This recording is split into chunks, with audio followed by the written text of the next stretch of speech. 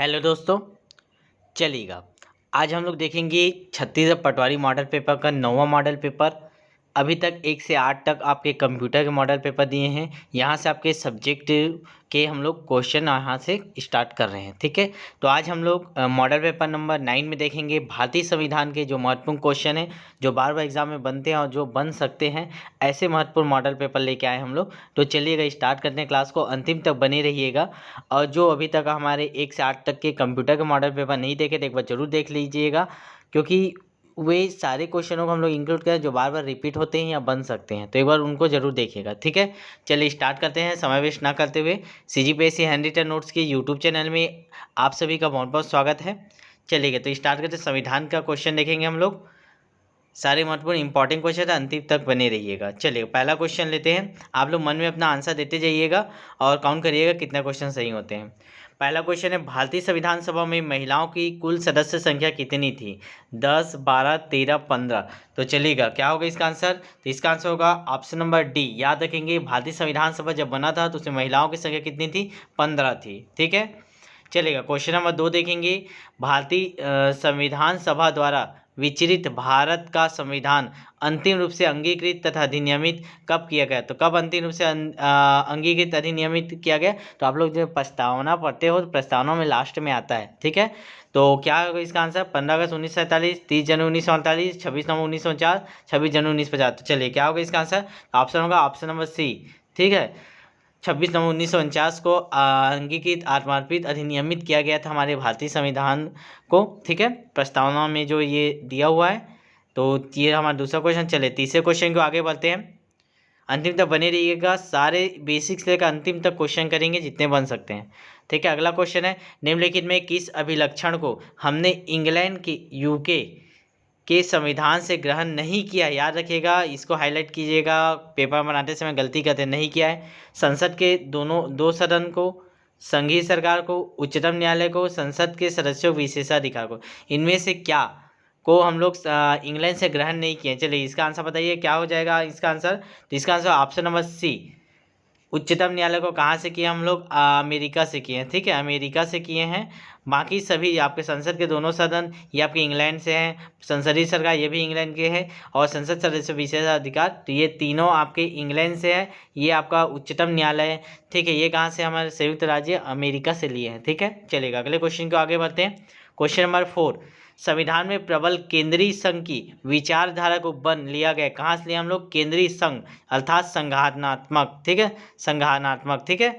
तो कौन से लिए? संयुक्त राज्य अमेरिका, ऑस्ट्रेलिया, इंग्लैंड, कनाडा। चलिए बताइए कहाँ से हम लोग संगठनात्मक अवधारणा या केंद्रीय संघ की अवधारणा कहाँ से लिए? तो इसका आंसर होगा ऑप्शन नंबर डी, याद रखें, कनाडा से। तो संघीय जो शासन व्यवस्था हम लोग कहाँ से लिए? कनाडा से। चलिएगा अगले क्वेश्चन की ओर आगे बढ़ते हैं, अंतिम तक बने रहिएगा, एक भी क्वेश्चन मत छोड़िएगा। क्वेश्चन नंबर 5 है हमारा, संघ का अति महत्वपूर्ण अभिलक्षण है, क्या है? शक्ति का पृथक्करण, शक्ति का विभाजन, न्यायिक पुनर्विलोकन, सार्वभौमिक विधान। तो संघ का पूछा है, अभिलक्षण क्या है? चलेगा, क्या होगा इसका आंसर? तो इसका आंसर ऑप्शन नंबर बी, शक्ति का विभाजन, ठीक है। हम लोग पृथक्करण नहीं करते, हम लोग विभाजन करते, याद रखेंगे इसको। शक्ति का विभाजन ही संघ का अति महत्वपूर्ण अभिलक्षण है, ठीक है। चलेगा, आगे क्वेश्चन की ओर बढ़ते हैं। क्वेश्चन नंबर 6 देखते हैं, संविधान के निर्वचन में उद्देशिका पूर्णतः अनुसंगत है, सुसंगत है, किंतु वहीं जहां मूल संरचना के तत्वों को जानना है।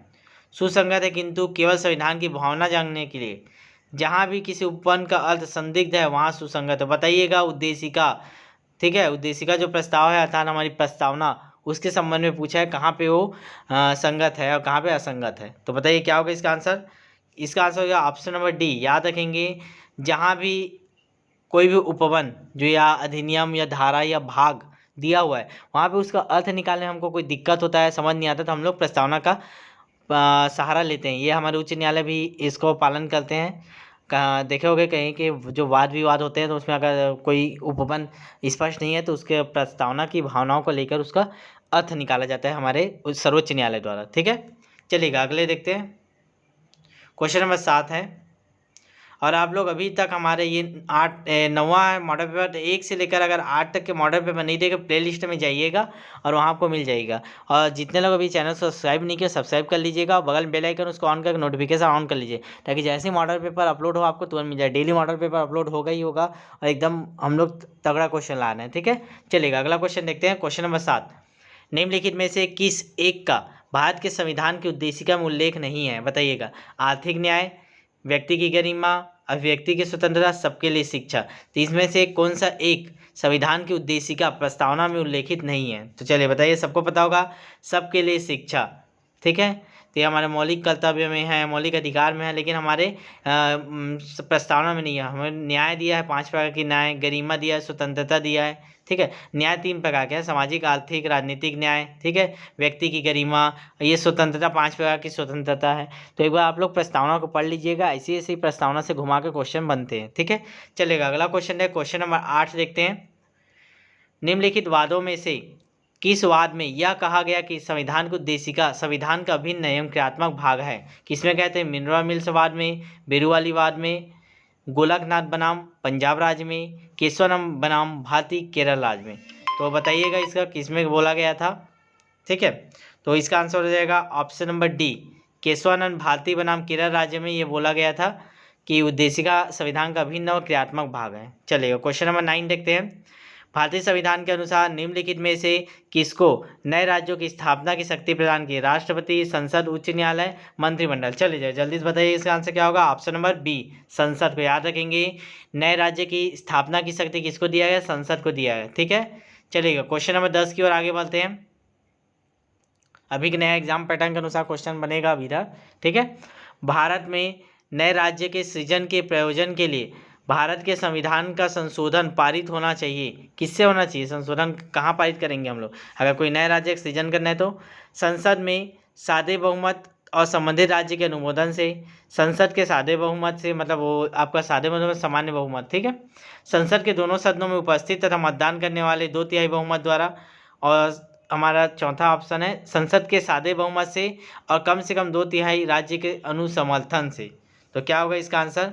चलिए जल्दी बता दीजिएगा। ऑप्शन नंबर हो जाएगा इसका क्वेश्चन नंबर 10 का हमारा आंसर हो जाएगा बी, संसद के सादे बहुमत से हो जाता है, ठीक है। चलेगा आगे बढ़ते हैं। तो इसका आंसर याद रखेंगे, संसद के सादे बहुमत से, सामान्य बहुमत से हम लोग किसी भी राज्य के सृजन के प्रयोजन के लिए कर सकते हैं। चलिएगा अगला क्वेश्चन लेते हैं, क्वेश्चन नंबर 11। निम्नलिखित में कौन एक मौलिक अधिकारों के प्रवर्तन हेतु भारतीय संविधान के अनुच्छेद 12 के अधीन राज्य की परिभाषा? देखिए अनुच्छेद 12 क्या है? राज्य की परिभाषा, याद रखेंगे। तो किसको किसको राज्य की परिभाषा के अंतर्गत रखा गया है? मोस्ट इंपॉर्टेंट क्वेश्चन है, ठीक है। एक भागीदारी फर्म, कंपनी अधिनियम के अधीन स्थापित एक कंपनी को, सहकारी सोसाइटी को या भारतीय जीवन निगम को। इन चारों में से किसको 12 के अधीन राज्य की परिभाषा बताया गया? तो क्या किसको बताया गया? तो ऑप्शन नंबर डी, ठीक है, भारतीय जीवन बीमा निगम LIC को। LIC को राज्य के अनुच्छेद 12 के अधीन राज्य है, तो राज्य की परिभाषा में इसको बताया गया है, ठीक है, भारतीय जीवन बीमा निगम। चलिएगा अगला क्वेश्चन बढ़ते हैं, क्वेश्चन नंबर 12। भारतीय संविधान के कौन सा अनुच्छेद विधायी कार्यों के न्यायिक पुनर्विलोकन की शक्ति प्रदान करता है? अनुच्छेद 13, 17, 18, 245। तो बताइए न्यायिक पुनर्विलोकन की शक्ति कौन सा अनुच्छेद प्रदान करता है? तो क्या होगा इसका आंसर? ऑप्शन नंबर ए, याद रखेंगे 13, ठीक है। अनुच्छेद 13 क्या है? विधायी कार्यों के न्यायिक पुनर्विलोकन की शक्ति प्रदान करता है, आर्टिकल नंबर 13, ठीक है।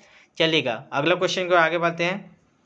हमारा आज का अगला क्वेश्चन है, भारतीय संविधान में विधि के शासन का प्रावधान मुख्यतः निम्नलिखित अनुच्छेद में किया गया है। 14, 32, 226, इनमें से कोई नहीं। क्या होगा? तो ऑप्शन नंबर 14, विधि के शासन का प्रावधान मुख्यतः निम्नलिखित अनुच्छेद में किया गया, तो अनुच्छेद नंबर 14, ठीक है। चलेगा आगे बढ़ते हैं, अगला क्वेश्चन लेते हैं, क्वेश्चन नंबर 14, ठीक है। भारत के संविधान का अनुच्छेद 14 विधि के समक्ष समानता और विधियों के समान संरक्षण की गारंटी देता है। भारत में रहने वाले सभी व्यक्तियों को, भारत में रहने वाले सभी नागरिकों को, भारत में अधिवासी सभी व्यक्ति को, सभी नैसर्गिक व कृत्रिम व्यक्तियों को। तो बताइए इसका आंसर क्या होगा? जो हमारा अनुच्छेद 14 है, विधि के समक्ष समानता, तो उन किन के लिए है? भारत के नागरिक है, विदेशी के लिए। चलिए बताइए क्या होगा इसमें से? तो ऑप्शन नंबर ए, भारत में रहने वाले सभी व्यक्तियों को मिला है। ठीक है, तो आर्टिकल नंबर 14 भारत में रहने वाले सभी व्यक्तियों को मिला है। और केवल भारतीय को मिलने वाले बोलेंगे तो 15-16 हो जाता है आपका, और 19 हो जाता है, और आपको उधर 29-30। ठीक है, चलेगा। आगे देखते हैं, क्वेश्चन नंबर 15 देखेंगे। भारतीय संविधान के अनुच्छेद 19 में प्रदत्त मूलभूत स्वतंत्रताएं प्राप्त है केवल भारतीय नागरिकों को, भारत के नागरिक विदेशी नागरिकों को, उपयुक्त ए और बी दोनों को, इनमें से कोई नहीं। तो बताइए किसको प्राप्त है।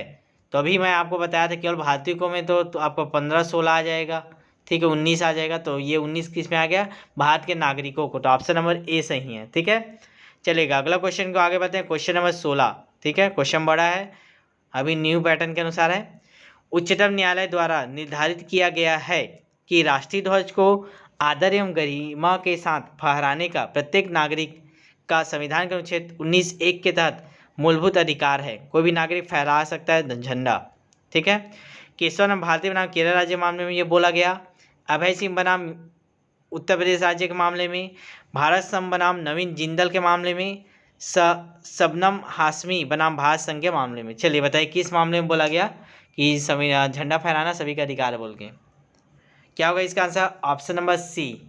याद रखेंगे, भारतीय संघ बनाम नवीन जिंदल के मामले में ये बोला गया था। ठीक है, चलेगा, आगे बढ़ेंगे। चलेगा, आगे देखेंगे, क्वेश्चन नंबर 17। विधि द्वारा स्थापित प्रक्रिया शब्दावली किस देश के संविधान से ली गई है। विधि द्वारा स्थापित बोला है ना, अमेरिका, जापान, कनाडा, ऑस्ट्रेलिया, दो होता है, एक विधि का शासन, एक विधि द्वारा स्थापित प्रक्रिया। तो कहाँ से लिया, विधि द्वारा स्थापित प्रक्रिया पूछा है। क्या होगा इसका answer, option number B, Japan. याद रखेंगे, विधि का शासन बोलेगा तो अमेरिका आता है, विधि द्वारा स्थापित प्रक्रिया बोलेगा तो जापान आता है। याद रखेंगे इसको अच्छे से। ठीक है, चलेगा। क्वेश्चन नंबर 18 लेते हैं। एक लोकपद की त्रुटिपूर्ण धारणा किस रिट याचिका द्वारा ठीक की जा सकती है। तो कोई भी त्रुटिपूर्ण धारणा रहेगा तो कौन सा रिट लगाएंगे जिससे ठीक हो जाएगा, बंदी प्रत्यक्षीकरण, अधिकार परीक्षा, परमादेश, प्रतिषेध। एक लोकपद की बात कर रहे हैं, पद तो किस अधिकार से करके पूछेंगे हम लोग। ठीक है, तो क्या हो जाएगा, किस अधिकार से पूछेंगे, कोई पद में बैठा हुआ है तो अधिकार परीक्षा, इसमें हम लोग लगा सकते हैं किसी विभाग को, फिर वो विभाग उससे पूछेगा, उच्चतम न्यायालय में लगाएंगे। ठीक है, आर्टिकल नंबर 32 के अंतर्गत अधिकार परीक्षा, तो उससे नोटिस जाएगा उसको कि आप किस हक से यहाँ पे बैठे हैं हमको बताइए। ठीक है, चलेगा, आगे देखते हैं, क्वेश्चन नंबर 19। मताधिकार है एक वैधानिक अधिकार, संवैधानिक अधिकार, मूलभूत अधिकार, प्रथागत अधिकार। चलिए बताइए, मोस्ट इंपॉर्टेंट क्वेश्चन है, क्या है मताधिकार। तो याद रखेंगे वैधानिक अधिकार है।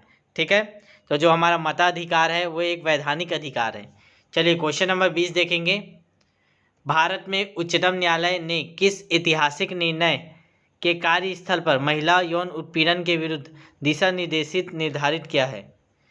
विशाखा बनाम राजस्थान राज्य, नीलावती बेहरा बनाम उड़ीसा राज्य, मेनका गांधी बनाम भारत संघ, हुसैन आरा खातून बनाम बिहार राज्य।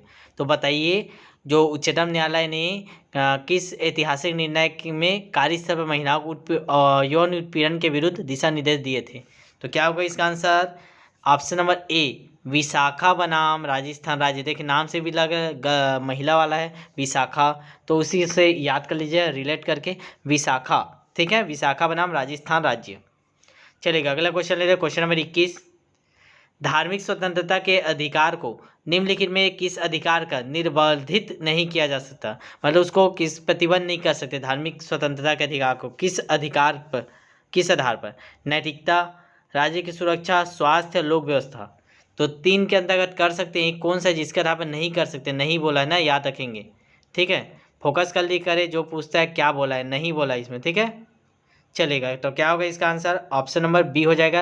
राज्य की सुरक्षा के आधार पर हम लोग किसी भी की धार्मिक स्वतंत्रता को निर्बाधित नहीं कर सकते। नैतिकता के आधार पर कर सकते हैं, स्वास्थ्य और लोक व्यवस्था, ये तीनों याद रखिएगा। तीनों के आधार पर हम लोग धार्मिक स्वतंत्रता को प्रतिबंध कर सकते हैं, नैतिकता, स्वास्थ्य, लोक व्यवस्था। ठीक है, चलिए क्वेश्चन नंबर 22 देखते हैं। मूल अधिकारों का उल्लंघन होने पर प्रभावित व्यक्ति रिट याचिका प्रस्तुत कर सकता है। कहाँ, केवल उच्च न्यायालय में, उच्चतम न्यायालय में, उच्च और उच्चतम न्यायालय दोनों में, जिला न्यायाधीश के न्यायालय में। तो बताइए हम लोग आर्टिकल नंबर 32 ठीक है। नहीं, ये नहीं है, संवैधानिक उपचारों का अधिकार था। मूल अधिकारों को उल्लंघन होने पर व्यक्ति रीट याचिका थी, वही रीट याचिका कहाँ लगा सकता है? आर्टिकल 32 का, ठीक है, कहाँ लगा सकते हैं? ऑप्शन नंबर सी याद रखेंगे, उच्च न्यायालय या उच्चतम न्यायालय, दोनों में लगा सकते हैं हम लोग, ठीक है, मूल अधिकार के लिए। चलिए क्वेश्चन नंबर 23 देखेंगे। निम्नलिखित में कौन सा युग्म सुमेलित है? बंदी प्रत्यक्षीकरण में क्या होता है? केवल राज्य के विरुद्ध जारी किया जाता है।